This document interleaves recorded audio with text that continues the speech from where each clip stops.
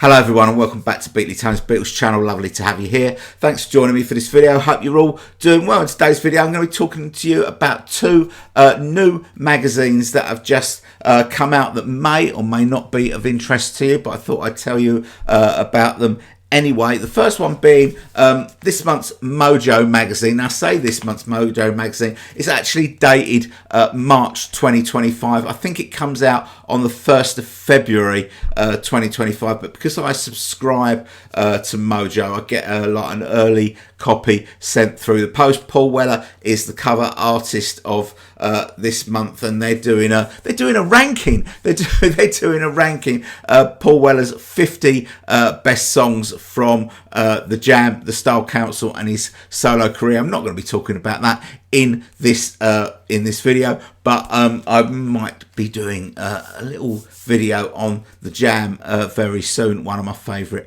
bands. But for fans of Paul Weller, of which I am one, you may be interested in this magazine for this as well. But the reason why I'm telling you about it is there is an article about Ringo Starr in this magazine. I know some of you like to collect, any magazines that have extended articles on any of the Beatles. Now this particular article, and I haven't read it yet because it only arrived yesterday, so I'm not going to say whether it's any good or not, but I'm just going to show it to you. It seems like it's a sort of it's a career. It's obviously in this month's magazine to promote the Look It Up album, but the article is more of a sort of a career retrospective, sort of solo career retrospective. That is obviously, Ringo has been interviewed for this, so has T-Bone Burnett.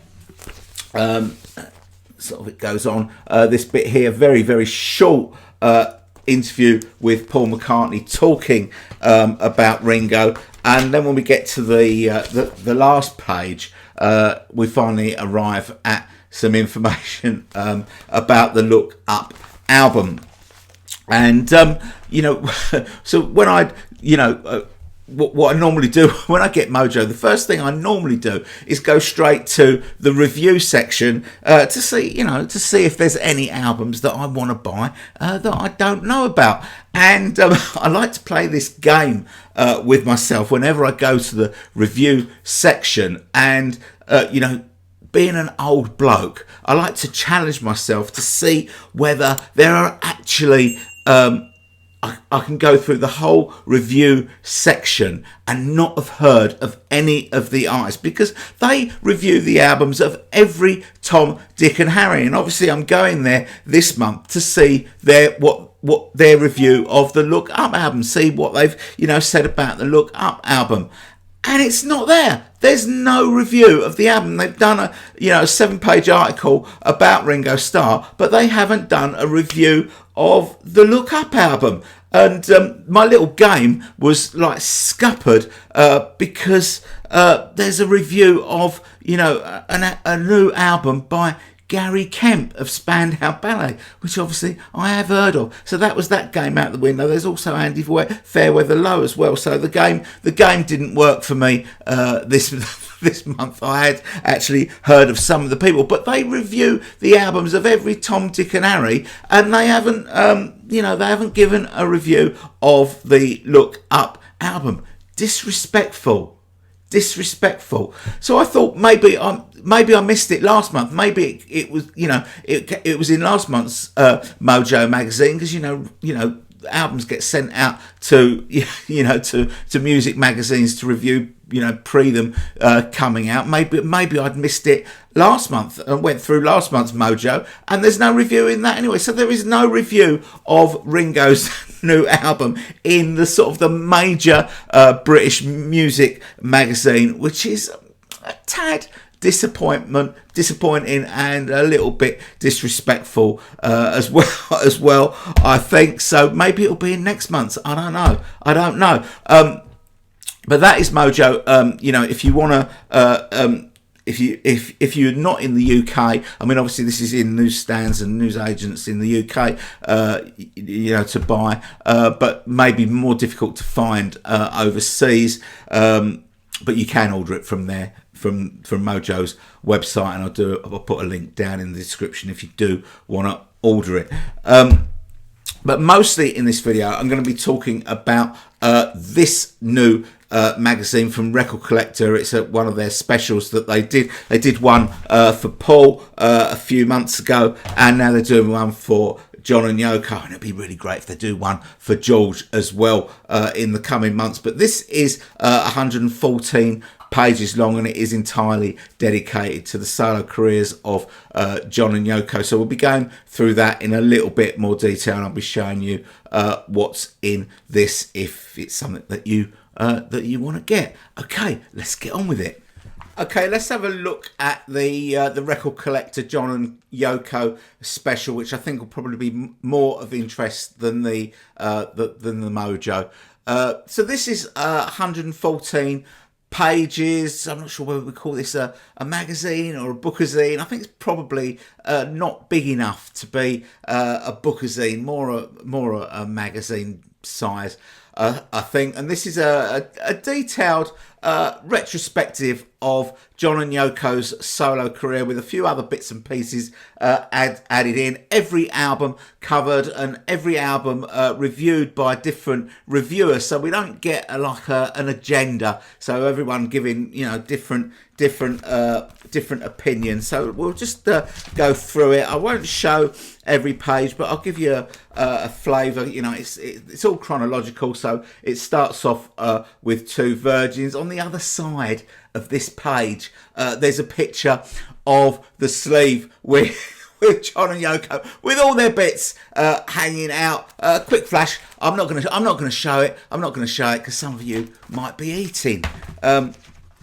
We then move on to Life with the Lions, and as well as getting a review, this bit down here, it gives you a bit of information about the album, gives you the tracks on side 1 and side 2, the producers, UK release date. This is UK, very UK based. It's a UK magazine. UK chart peak, which is didn't chart for this particular album, and it also gives you the UK first pressing with the catalogue number, in this case is Apple 1, and a rough price of what it would cost you to buy one. Life of the Lions, 250 quid. As Record Collector, is a magazine about collecting, so it gives you prices as well throughout this, and generally on Record Collector. The next couple of pages, What You Got, which is obviously named after the track on Walls and Bridges, where we've got collector Mark Cunningham showing a few items for his collection. More of that as we go through. The Wedding album, so you get a sleeve and the picture of the label. Then we've got a couple of pages about John and Yoko's activism, the gigs that they did in support of various causes, and just generally about the causes that they supported. Live piece in Toronto. And then we get a page about the first 4 singles: Give Peace a Chance, Cold Turkey, Instant Karma, and Power to the People. They all get a write up here. We're then on to Plastic Ono Band, which peaked at number 8 in the UK. First pressing for that, about 50 quid. Then we get Yoko's first solo album, Yoko Ono, Plastic Ono Band. That one didn't chart. 60 quid for a first pressing there. Then we get 4 pages about Julian Lennon's career. Goes right up to date, right up to his latest album called Jude, and each of his albums there gets a little review. We then get on to Imagine, which was number 1 in the UK, and first UK pressing of that cost you 80 quid. Then we get on to Yoko's double album Fly. A review of that, no chart position, 100 quid for a first pressing of that. And then we've got 4 pages about the films that John was in, or about John, and biopics as well. So you've got Nowhere Boy there. It's right up to date. It includes Beatles 64, and you've got all the Beatles films are covered, including Get Back. You've even got One to One, which we haven't actually had out here in the UK on general release yet. It's got the US versus John Lennon.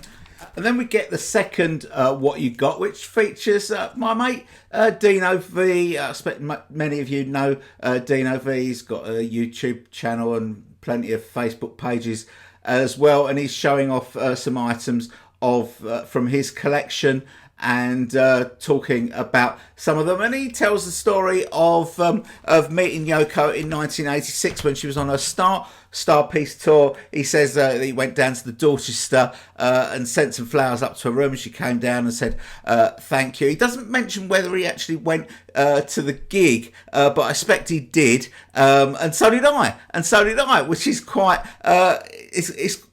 that feels a bit weird, because we were obviously in the same room before we even knew each other existed. And I also met Yoko that night, but at the stage door, and she came out and did autographs and signed programs and all that sort of thing. And very nice she was too.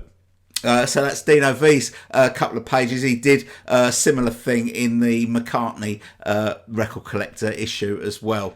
And then we get some picks from Peter Nash, some of the more valuable items in his collection, mainly singles. You've got like Israeli pressing of Give Peace a Chance, 65 quid. Mother from the Philippines, £100. There's a Brazilian single, John with Elton John, at Madison Square Garden in 1974. I saw her standing there, and Lucy in the Sky with Diamonds. Just £12 for that. The most expensive item that he is showing is John and Yoko at New York, September the 2nd. It doesn't say what year. Interview part 1 and interview part 2 on a Japanese single, and it was pressed. Only 1,000 copies of that were pressed, and it's around the time of the Imagine album, 1971, and for that you will pay. I'll just show it there. 900 quid, £900 for that single. We move on to Sometime in New York City, and Yoko's Approximately Infinite Universe double album, and no chart position for that. £13 only for a UK pressing. That seems cheap. The next article is about the shifting of opinions about Yoko, called How Oh No Became Oh Yes. How opinions of Yoko have changed through the years, which I'm sure will be an interesting read. Quite a few pages on that. And then we get to Mind Games, and the sort of the byline there. Doing the album A World of Good, the 2024 Ultimate Mix provided clarity and punch lacking in the original. Very, very true. And then we get a few pages written by Simon Hilton, who is part of the John Lennon estate, about the Super Deluxe Mind Games box, the Cube, and he goes through every part of the Cube, everything that's included in it, giving a detailed description of that. So something that I've shown on the channel before. And then a couple of pages about the Mind Games book that came out last year to accompany the Ultimate Mixes, which I've also shown on the channel as well. Then we're on to Feeling the Space, Yoko's album from 1973, no chart position, 40 quid for a UK pressing of that. Then we're on to Walls and Bridges, which peaked at number 6 in the UK, £30 for a first pressing of that. Then the Rock and Roll album from 1975, review of that, also got to number 6.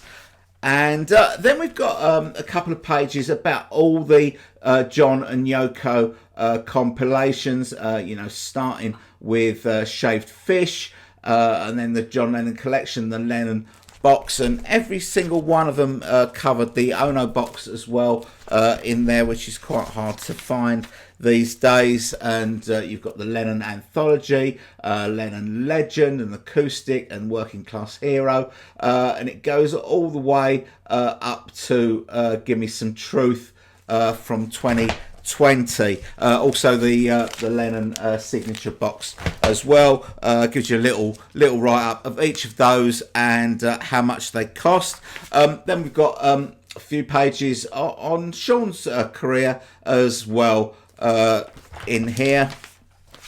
There's Sean's albums there and a write-up of all of those. Then we get on to Double Fantasy, which got to number 1 in the UK, 15 quid for a first pressing of that. Then Yoko's controversial but excellent Season of Glass album from 1981, which got to number 47, the first of her albums to actually get a chart position, 30 quid for that. And then the follow-up to that, It's Alright I See Rainbows, on the Polydor label, which didn't make the charts.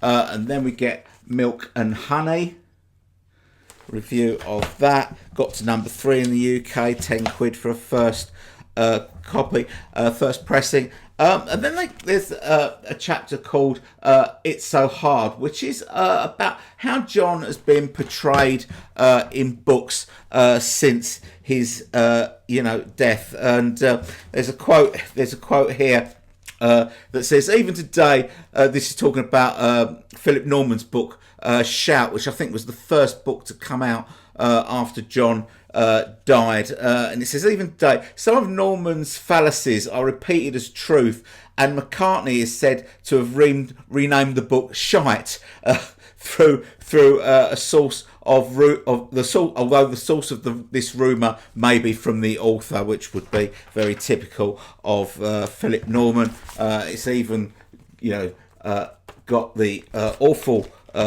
book by Albert Goldman. Then we're on to Star Piece from 1986, I think it was. Then John Lennon live in New York City.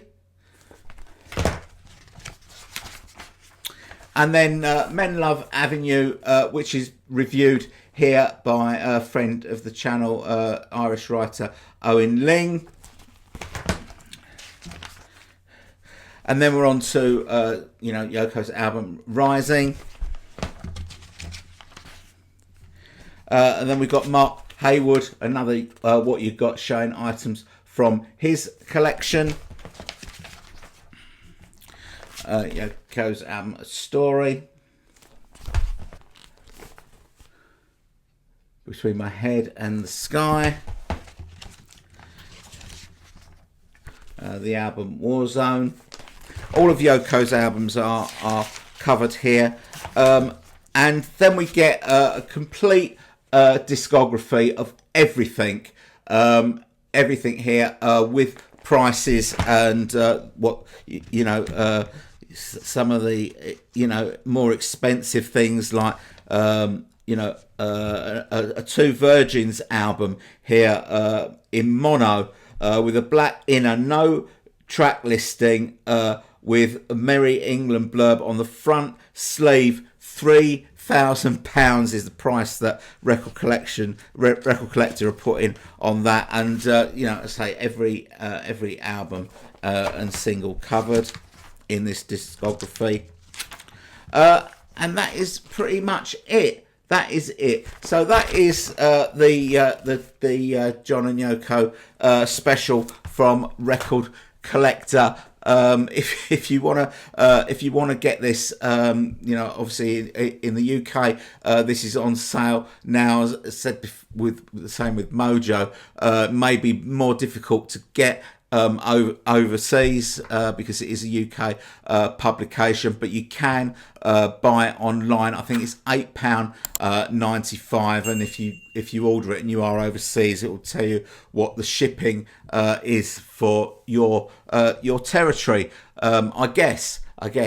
So you can order it online. I will put a link down in the description. So that is the two magazines. I say the John and Yoko Record Collector Special is out now. If you want to look at it, look for it on the newsstands or in newsagents, or order it online. The Mojo featuring the Ringo Starr article, I think, will be available from the 1st of February. Okay, thanks very much for watching. I hope you've enjoyed this video and found this information useful. And the next video will be episode 3 in my McCartney project mini-series, where I'm going to be looking at Paul's best songs from the period 2010 to 2020. So thanks very much for watching, and I'll see you all very soon. Bye bye.